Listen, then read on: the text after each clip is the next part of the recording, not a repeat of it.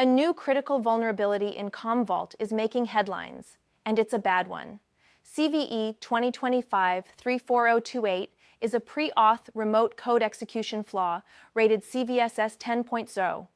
It affects the Commvault Command Center and gives attackers full control of the system, no login required.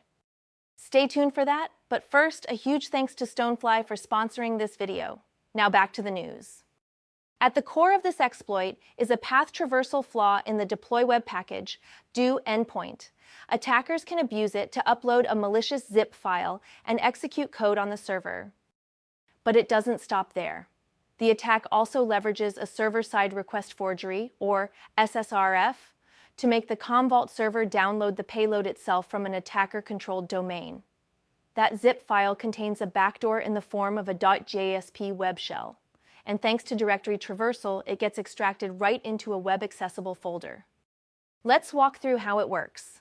Attackers start by sending a specially crafted HTTP post request to the deployWebpackage.do endpoint on the Commvault Command Center. In this request, they specify two key parameters. First, the service pack field is set to include multiple directory traversal sequences, basically telling the server to unzip the payload in a critical web directory. Second, the URL parameter points to a malicious zippy archive hosted on an attacker-controlled server. Once the server fetches this zip file, thanks to a server-side request forgery, it extracts the contents without proper validation. That's where the path traversal comes into play, placing a malicious .jsp file in the web-accessible Tomcat directory.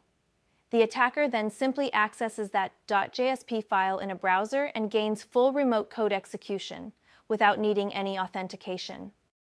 This vulnerability affects Commvault Command Center Innovation Release, versions 11.38.0 through 11.38.19, both Windows and Linux editions. It has been patched in versions 11.38.20 and 11.38.25. Watchtower Labs has released a detection artifact generator on GitHub, demonstrating how a payload can exfiltrate system user data through the HTTP response. CISA added this CVE to its known exploited vulnerabilities catalog on May 2nd and issued a directive requiring all federal agencies to patch by May 23rd. And now a word from our sponsor. Get a 100 terabytes immutable and air-gapped scale-out NAS appliance for $8,995. Contact sales at stonefly.com for details. If you haven't patched, isolate the command center from external access immediately. This vulnerability is being exploited in the wild. Commvault has confirmed the attacks, but stated that no customer backup data was accessed. Still, this is the second serious Commvault CVE in just weeks. The first time, they said nothing was compromised. Now, we're here again, with proof of concept code, public detections, and active exploitation. That's not a great look. Patch now. Don't wait.